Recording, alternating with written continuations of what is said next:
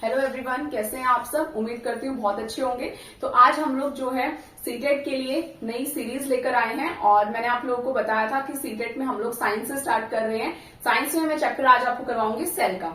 ठीक है, तो सेल के जितने भी हमारी एनसीईआरटी के बेस पर पूरा मैं आपको कवर करवाऊंगी और जितने भी क्वेश्चन इससे बन सकते हैं वो सब आपको जो है इस वीडियो में मिलेगा। ठीक है, तो करते हैं सेल, स्टार्ट करते हैं सेल। अब सेल क्या होता है? सेल एक बेसिक यूनिट है ना। अब देखो क्या होता है, जैसे कि हम लोग अपना घर बनाते हैं, तो घर बनाते हैं तो उस टाइम पर क्या होता है, सबसे बेसिक यूनिट वहां पर क्या होती है? ब्रिक होती है।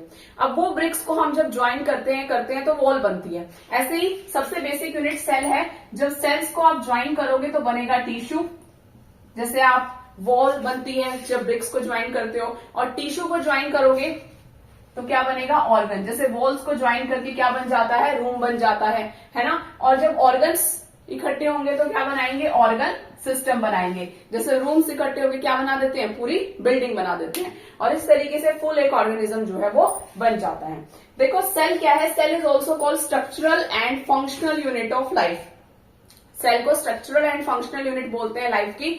अब वो क्यों बोलते हैं? हमारी कोई भी ऑर्गेनिज्म है उसका जो बेसिक स्ट्रक्चर है, जो उसका ढांचा है उसकी बॉडी का, वो किससे बनता है? सेल से बनता है। इसीलिए इसको स्ट्रक्चरल यूनिट बोलते हैं। और फंक्शनल यूनिट क्यों बोलते हैं? जितने भी मेटाबॉलिक एक्टिविटीज हैं, जितने भी बेसिक फंक्शंस है हमारी बॉडी के अंदर, वो सेल के अंदर परफॉर्म किए जाते हैं, है ना। तो इसीलिए इसको फंक्शनल यूनिट भी बोलते हैं। तो इसीलिए सेल क्या हो गया? It is a structural and functional unit of life.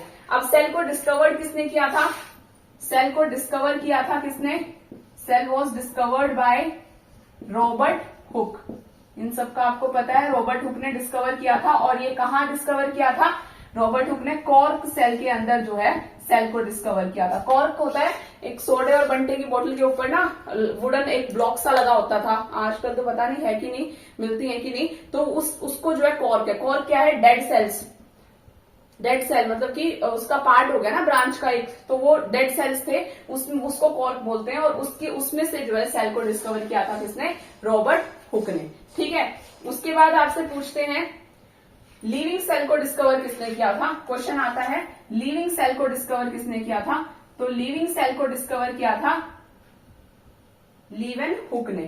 ठीक है, किसने डिस्कवर किया था? लीवेन हुक ने जो है लिविंग सेल को क्या किया था? डिस्कवर किया था लीवेन हुक ने। ठीक है, अब यहाँ पर सेल की जो है थ्योरी दी गई है। सेल की बहुत सारी थ्योरीज दी गई थी। तो स्टार्टिंग में जो थ्योरी बहुत फेमस थी, सेल थ्योरी का नाम था, दिया गया था, और वो किसने दी थी? स्केलेडियन एंड सेक्वान ने।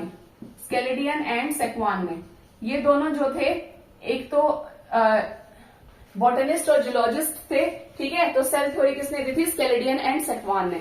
इन्होंने बताया था कि जितने भी हमारी बॉडी है वो किसकी बनी होती है? सेल्स की बनी होती है। सेल्स जो है बेसिक यूनिट होते हैं हमारी लाइफ के। सेल्स के अंदर जो है वेरियस फंक्शंस परफॉर्म किए जाते हैं। इस टाइप के इन्होंने काफी पॉइंट बताए थे।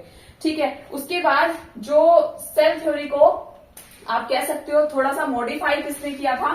मॉडिफिकेशन लेके आए और उन्होंने बोला ओमनिस सेलुला ई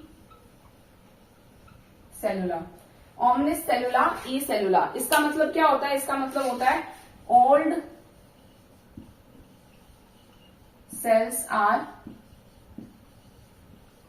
made up of, sorry, new cells are made up of old cells. ठीक है, कि नए सेल्स जो हैं वो किससे बने होते हैं? पुराने सेल से बने होते हैं। ओमनिस सेलुला ई सेलुला, सेल थ्योरी किसने दी थी? स्केलेडियन एंड सेक्वान ने दी थी। और उसके बाद इसके अंदर मॉडिफिकेशन किया था, और मॉडिफिकेशन में क्या बोला था? ओमनिस सेलुला ई सेलुला, new cells are made up of old cells. इसको तो देखिए ये किसने बोला था? ये बोला था रुडोल्फ वेर्चू ने। किसने बोला था? रुडोल्फ वेर्चू ने ये जो है बात बोली थी। इसके अंदर मॉडिफिकेशन लेके आए थे कि new cells are made up of या formed from old cells. New cells are formed from old cells, ये बात इन्होंने बोली थी। तो ये सेल के जो है बेसिक टर्म्स हैं हमारे, जो सारा हमारा कवर हो गया है। इसके अंदर सेल की सारी बेसिक टर्मिनोलॉजी थी आपकी, जो इसके अंदर कवर हो। अब हम देखेंगे इसके बाद कि ऑर्गेनिजम्स जो है दो टाइप के होते हैं on the basis of cell. एक होते हैं यूनिसेलुलर ऑर्गेनिज्म, एक होते हैं मल्टी सेलुलर ऑर्गेनिज्म। यूनिसेलुलर क्या होते हैं, जिसके अंदर एक सिंगल सेल प्रेजेंट है और वही सेल क्या करता है, जितने भी बेसिक मतलब की एक्टिविटीज हैं, बॉडी जितने भी फंक्शंस हैं, वो सब एक ही सेल परफॉर्म करता है। तो ऐसे ऑर्गेनिजम्स को बोलते हैं यूनिसेलुलर। और जिसके अंदर क्या है, वेरियस सेल्स हैं, मल्टीपल सेल्स प्रेजेंट है और हर एक सेल क्या करता है, डिफरेंट डिफरेंट जो है एक्टिविटीज परफॉर्म करता है, डिफरेंट डिफरेंट फंक्शंस हैं। जैसे कि जो सर्कुलेटरी सिस्टम के अंदर जो सेल्स हैं उनका काम क्या है, सर्कुलेशन का है। डाइजेस्टिव सिस्टम के अंदर अलग काम होगा सेल्स का, इस टाइप से। तो वो अलग अलग उनको ड्यूटीज दी गई हैं और वो अलग अलग अपनी जो है क्या करते हैं, काम करते हैं। तो डिवीजन ऑफ लेबर पाया जाता है मल्टी सेलुलर ऑर्गेनिजम्स के अंदर। इसमें एग्जाम्पल हो गया आपका किसका, अमीबा का मोस्ट कॉमन एग्जाम्पल है अमीबा, है ना, अमीबा। और इसके अंदर एग्जाम्पल है हायर ऑर्गेनिजम्स, कोई भी प्लांट्स ले लो, हायर प्लांट्स, एनिमल्स, कुछ भी, तो वो सब इसमें आते हैं मल्टी सेलुलर में। ठीक है, अब इसके बाद नेक्स्ट हमारा जो है सेल के अंदर, वो मैं आपको बताती हूँ कि हमारी बॉडी में दो क्वेश्चन बहुत इंपॉर्टेंट बनते हैं। वो ये, एक पहली चीज तो ये कि स्मॉलेस्ट सेल क्या है, स्मॉलेस्ट सेल और लार्जेस्ट सेल। ह्यूमन बॉडी में स्मॉलेस्ट सेल और लार्जेस्ट सेल क्या है। देखो, स्मॉलेस्ट सेल होते हैं आरबीसीज, आरबीसीज स्मॉलेस्ट सेल क्या होते हैं, आरबीसीज होते हैं, रेड ब्लड सेल्स। और लार्जेस्ट सेल कौन सा है, लार्जेस्ट सेल है नेफ्रॉन। ठीक है, लार्जेस्ट सेल क्या है, नेफ्रॉन, जो आपके ब्रेन में होते हैं ना, नेफ्रॉन्स। ठीक है, वैसे अगर आपसे पूछे, वैसे स्मॉलेस्ट सेल स्पर्म सेल होता है, लेकिन वो क्योंकि पूरी ह्यूमन बॉडीज में हम नहीं बोल सकते, वो सिर्फ मेल में प्रेजेंट होता है, फीमेल में नहीं होता, इसी वजह से उसको जो है कंसिडर नहीं करते। और ऑल ओवर अगर देखें तो आरबीसीज जो है वो स्मॉलेस्ट सेल्स होते हैं। 120 डेज का इनका लिविंग पीरियड होता है। तो ये जो है सेल के बारे में, स्मॉलेस्ट और लार्जेस्ट सेल। उसके बाद अब हमारा जो अगला टॉपिक हम इसमें करेंगे, वो करेंगे सेल वॉल का। चलो, सेल वॉल से पहले मैं प्लांट और एनिमल सेल में थोड़ा सा डिफरेंस आपको बता देती हूँ, प्लांट सेल और एनिमल सेल के अंदर। देखो, प्लांट सेल के अंदर एनिमल सेल से कई सारी चीजें अलग होती हैं वैसे तो। पहली चीज तो ये कि प्लांट सेल जब आप बनाओगे ना, तो इसके अंदर 90% जो स्पेस होगा, 90% जो स्पेस होगा वो किसने ऑक्यूपाई कर रखा होगा, न्यूक्लियस ने। 90% स्पेस, सॉरी न्यूक्लियस नहीं, वैक्यूल ने। 90% स्पेस किसका होगा, वैक्यूल का होगा। ठीक है, तो ये इसके अंदर वैक्यूल प्रेजेंट होता है। एनिमल सेल्स में भी होते हैं वैक्यूल, लेकिन उसमें छोटे वैक्यूल्स प्रेजेंट होते हैं, मतलब इतने बड़े वैक्यूल नहीं होते। एनिमल सेल में भी है वैक्यूल, लेकिन वो छोटे वैक्यूल्स होंगे, ऐसा नहीं है कि वो उसकी पूरी कवर कर लेंगे उसको। ठीक है, तो वैक्यूल। दूसरा इसके अंदर क्या होता है, इसके अराउंड सेल वॉल प्रेजेंट होती है। प्लांट सेल के अराउंड सेल वॉल प्रेजेंट होती है। एनिमल सेल में सेल वॉल नहीं होती। प्लांट सेल में क्या होती है, देखो, सेल वॉल प्रेजेंट होती है प्लांट सेल में। एनिमल सेल में सेल वॉल नहीं होती, एनिमल सेल में सेल वॉल एब्सेंट होती है। ठीक है, उसकी जो आउटर मेम्ब्रेन है वो क्या, मेम्ब्रेन क्या होती है, प्लाज्मा मेम्ब्रेन होती है। यहाँ पर क्या है, सेल वॉल है। ठीक है, तीसरा क्या है, एनिमल सेल में सेंट्रियोल प्रेजेंट होते हैं। सेंट्रियोल एक सेल ऑर्गेनली है, सेंट्रियोल। ठीक है, जो किसमें हेल्प करती है, it forms spindle fibre during cell division. Cell division के टाइम पर स्पिंडल फाइबर फॉर्मेशन जो है वो करवाती है सेंट्रियोल। ये बहुत बार पूछा गया, 4 आपको ऑप्शन देके और उनमें से पूछेंगे इनमें से कौन सा एनिमल सेल में प्रेजेंट है या इनमें से कौन सा प्लांट सेल में नहीं पाया जाता। सेंट्रियोल बहुत बार पूछा गया है। ठीक है, तो सेंट्रियोल कहाँ मिलता है, एनिमल सेल में मिलता है, प्लांट सेल में सेंट्रियोल एब्सेंट होता है। ठीक है, तो ये सब कुछ बेसिक थे इसके। सेल वॉल हो गया। उसके अलावा जो आपके हैं, न्यूक्लियस तो दोनों में होता है, एंडोप्लाज्मिक रेटिकुलम भी दोनों में होता है, गोल्गी बॉडीज भी दोनों में प्रेजेंट होती हैं। ठीक है, ये सब तो सब में ही, दोनों में ही पाया जाएगा। पर ये कुछ इसके, हाँ, एक क्लोरोप्लास्ट। क्लोरोप्लास्ट कहाँ मिलेगा, क्लोरोप्लास्ट आपका सिर्फ कहाँ प्रेजेंट होगा, वो सिर्फ आपका प्लांट सेल में प्रेजेंट होता है, एनिमल सेल में प्रेजेंट नहीं होता। एनिमल सेल में क्लोरोप्लास्ट नहीं होता, एब्सेंट होता है। ठीक है, क्लोरोप्लास्ट बोल लो या प्लास्टिड बोल लो, बात वही है। चलो, प्लास्टिड लिख लो। ठीक है, क्योंकि सेल ऑर्गेनली प्लास्टिड है, क्लोरोप्लास्ट तो प्लास्टिड का टाइप है। ठीक है, तो प्लास्टिड जो है वो किसमें होते हैं, प्लांट सेल में होते हैं, एनिमल सेल में प्लास्टिड नहीं मिलेंगे। तो अब ये जो थे बेसिक स्ट्रक्चर है ये प्लांट और एनिमल सेल का। उसके अलावा जो बाकी सेल ऑर्गेनेलीज हैं वो सब मैं आपको जो है बता दूंगी कि दोनों में होती है कि कहां कहां पर प्रेजेंट है।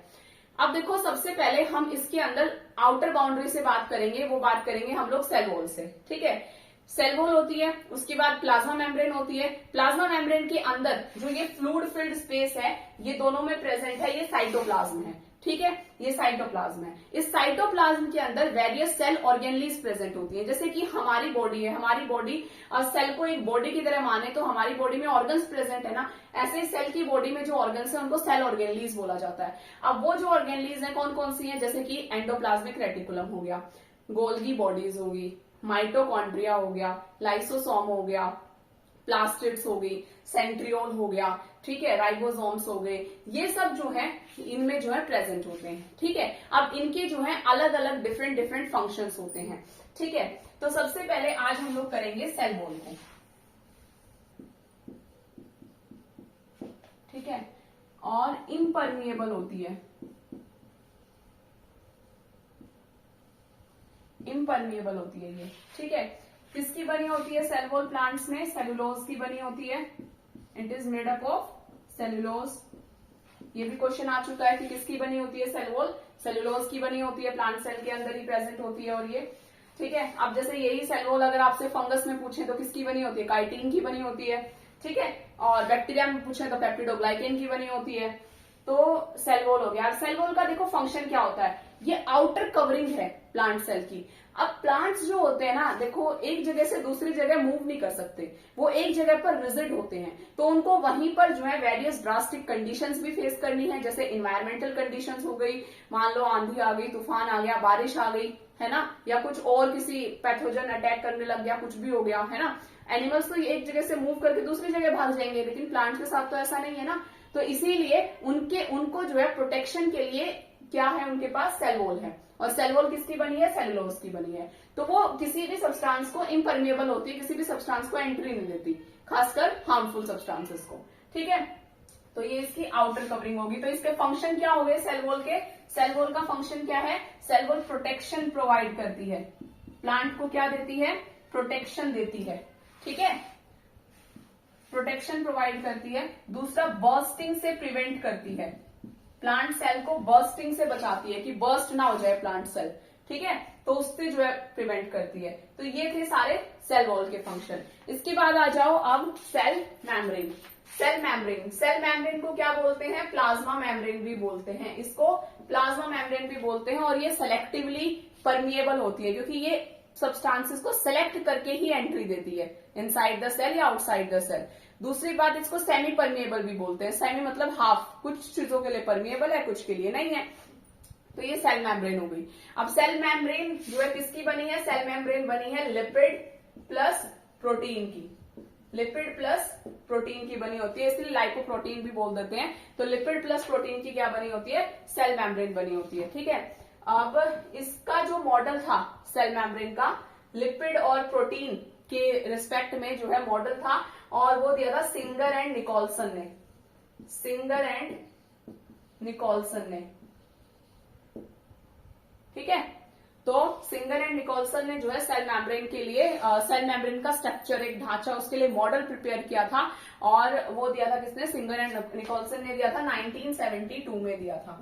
ठीक है, अब सेल मेम्ब्रेन कैसे बनी है, मैंने आपको बताया लिपिड्स और प्रोटीन्स की बनी है। तो इसके अंदर लिपिड्स भी होंगे, इसके अंदर प्रोटीन्स भी प्रेजेंट होंगे, है ना। अब आउटर तो बाइलेयर इसके लिपिड्स होते हैं, आउटर तो इसमें क्या होते हैं, बाइलेयर लिपिड्स होती हैं। मतलब दो लेयर क्या हो गई, लिपिड्स की हो गई। दो दो लेयर बना देंगे हम, ये तो एक एक लेयर ही हुई है, दो दो लेयर बना देंगे इस तरीके से। और इनके बीच में क्या होता है, प्रोटीन्स प्रेजेंट होते हैं। इनके बीच में क्या होते हैं, प्रोटीन चैनल। जैसे कि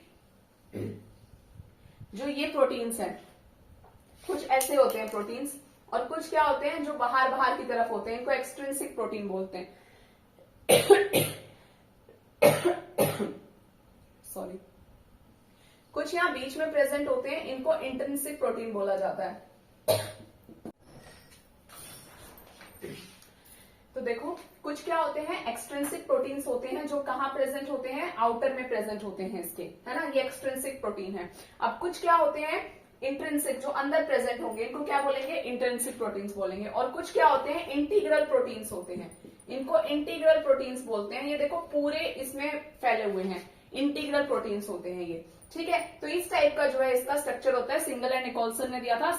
अच्छा, नाम क्या है इस मॉडल का, इस मॉडल का नाम है फ्लूइड मोजाइक मॉडल, ठीक है। फ्लूइड मोजाइक मॉडल जो है सिंगल एंड निकोलसन ने दिया था 1972 में, और इसके अंदर उसने इस तरीके से जो है मॉडल प्रिपेयर करके और सेल मेम्ब्रेन के बारे में बताया था, ठीक है। अब सेल मेम्ब्रेन का जो फंक्शन है वो क्या हो गया, एक तो ये सिलेक्टिवली परमिएबल है, तो ये सब्सटेंसेस को सेलेक्ट कर ही एंट्री देगी, तो एक तरीके से ये हेल्पफुल हो गई, है ना, कि भाई कोई भी हार्मफुल सब्सटेंस ऐसे एंटर नहीं कर सकता, या फिर जिसकी नीड नहीं है सेल के अंदर, मान लो कोई सब्सटेंस पहले से ही बहुत ज्यादा है तो उसको और आने नहीं देगी, है ना।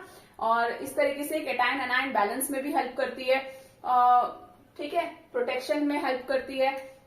प्रोटेक्शन कैसे, अब जैसे एनिमल सेल है उसमें तो सिर्फ सेल मेम्ब्रेन ही प्रेजेंट है ना, तो प्रोटेक्शन में ये भी हेल्प करती है, ठीक है, सेल वॉल की तरह। तो ये सब जो है इसके फंक्शन हो गए सेल मेम्ब्रेन के। अब सेल मेम्ब्रेन का जो है इसके अंदर ये सेमी परमिएबल है, तो ये प्रोसेस कौन सा शो करते हैं इसके अंदर, जिसके थ्रू सब्सटेंसेस एंट्री करते हैं सेल मेम्ब्रेन के थ्रू सेल के अंदर और बाहर निकलते हैं सेल से सेल मेम्ब्रेन के थ्रू। तो वो कौन सा प्रोसेस है, वो है ऑस्मोसिस। ऑस्मोसिस में क्या होता है, ऑस्मोसिस में क्या होता है कि कोई भी the movement of substances from higher to lower concentration through a semi permeable membrane, और ये जनरली वाटर या सॉल्वेंट होते हैं, ठीक है। वाटर या सॉल्वेंट का मूवमेंट हाई कंसेंट्रेशन से लो कंसेंट्रेशन के through a semi permeable membrane, उसको ऑस्मोसिस बोलते हैं। इसमें भी क्या होता है, ऑस्मोसिस के थ्रू ही क्या होता है, डिफ्यूजन, ऑस्मोसिस के थ्रू ही क्या होता है, सब्सटेंसेस का एक्सचेंज होता है, ठीक है। अब ऑस्मोसिस दो तरीके का होता है, एक तो होता है एंडोऑस्मोसिस और एक होता है एक्सोऑस्मोसिस। एंडोऑस्मोसिस जैसे कि आपने रेजिन्स को देखा होगा, रेजिन्स होती हैं आपकी किशमिश, जब आप रात को उनको भिगो के रख देते हो ना तो किशमिश एकदम से स्वेल कर जाती हैं, तो फिनोमिना क्या है, एंडोऑस्मोसिस। उसके अंदर क्या हुआ कि बाहर से वाटर आया और रेजिन्स के अंदर चला गया, ठीक है। अंदर क्या था, ड्राई फ्रूट बोलते हैं ना रेजिन को, पानी की कमी थी, बाहर पानी क्या था, ज्यादा था, बाहर से पानी कहां चला गया, रेजिन के अंदर चला गया, तो अंदर जो सेल है, रेजिन को एक सेल की तरह मान लो, सेल क्या हो गया, स्वेल हो गया। तो एंडोऑस्मोसिस में क्या होता है, वाटर बाहर से सेल के अंदर जाता है और सेल स्वेल कर जाता है एंडोऑस्मोसिस में। एक्सोऑस्मोसिस में क्या होता है, अंदर वाटर कंसेंट्रेशन ज्यादा है सेल के बाहर वाटर कंसेंट्रेशन कम है, पानी सेल के अंदर से सेल के बाहर चला जाएगा, ठीक है, और सेल श्रिंक कर जाएगा, सिकुड़ जाएगा सेल, ठीक है। इसको बोलते हैं एक्सोऑस्मोसिस। जैसे जो खीरे होते हैं, कुकुम्बर होता है, उसके ऊपर जब हम लोग नमक स्प्रिंकल करते हैं तो उसके बाद क्या होता है, वो धीरे धीरे हम देखते हैं कि जो है वहां पर पानी छोड़ देते हैं खीरे, है ना। वो क्यों, वो जो सॉल्ट था वो अंदर गया, अंदर जाने के बाद अब क्या हुआ, वो खीरे के अंदर चला गया। अब खीरे के अंदर चला गया तो वहां पर क्या हुआ, उसने अपना स्पेस बना लिया और उसके अंदर जो वाटर था खीरे के अंदर वो कहां निकल गया, वो बाहर निकल गया, ठीक है। तो इस तरीके से सेल के अंदर से अगर वाटर बाहर चला जाए तो उसको एक्सोऑस्मोसिस बोलेंगे, और सेल के अंदर अगर वाटर चला जाए तो उसको एंडोऑस्मोसिस बोलेंगे। एंडोऑस्मोसिस में सेल स्वेल कर जाता है, एक्सोऑस्मोसिस में सेल श्रिंक कर जाता है, ठीक है। तो इसके बाद एक फिनोमिना और है, वो है प्लाज्मोलाइसिस। प्लाज्मोलिसिस, प्लाज्मोलिसिस में क्या होता है, हाइपरटोनिक सॉल्यूशन में जब हम लोग सेल को रखते हैं, ये एक सेल है, इसको मैंने हाइपरटोनिक सॉल्यूशन में रख दिया। हाइपरटोनिक सॉल्यूशन क्या, जिसमें क्या होता है, सेल के अंदर से पानी बाहर जाएगा। अब सेल के अंदर से पानी बाहर जाना शुरू हो गया, ठीक है, सेल क्या कर जाएगा, श्रिंक। अब सेल में ये प्लाज्मा मेम्ब्रेन तो एज इट इज रहेगी और बाकी जितना साइटोप्लाज्म और कंपोनेंट है ना वो सब श्रिंक कर जाएंगे। तो इस प्रोसेस को बोलते हैं प्लाज्मोलिसिस, ठीक है। इस प्रोसेस को क्या बोलते हैं, प्लाज्मोलिसिस बोलते हैं, ठीक है। एक और होता है इम्बाइबिएशन। इम्बाइबिएशन में क्या होता है, जैसे आपने देखा होगा जब बारिश के दिनों में जो दरवाजे हैं, डोर्स हैं, विंडोज हैं, वो स्वेल हो जाती हैं, है ना, लटक जाती हैं, इसीलिए बंद नहीं होती अच्छे से। वो सब क्यों, क्योंकि वो क्या करती हैं, बाहर से ह्यूमिड एनवायरनमेंट है, वाटर वेपर्स को एब्जॉर्ब कर लेती हैं, ठीक है। तो जब कोई सॉलिड क्या करे, वाटर वेपर्स को एब्जॉर्ब कर ले, तो उस प्रोसेस को इम्बाइबिएशन बोलते हैं, ठीक है। तो ये सब था हमारा सेल मेम्ब्रेन और सेल वॉल आज हमारा कंप्लीट हो गया है। इसके बाद मैं नेक्स्ट क्लास में आपको न्यूक्लियस और सेल ऑर्गेनेल्स जो है वो कंप्लीट करवाऊंगी और फिर हमारा ये सेल का चैप्टर क्या हो जाएगा, फिनिश हो जाएगा। ठीक है, तो कैसी लगी आपको आज की क्लास? अगर अच्छी लगी हो तो वीडियो को शेयर कर देना, लाइक कर देना और चैनल को सब्सक्राइब कर देना। Thank you very much.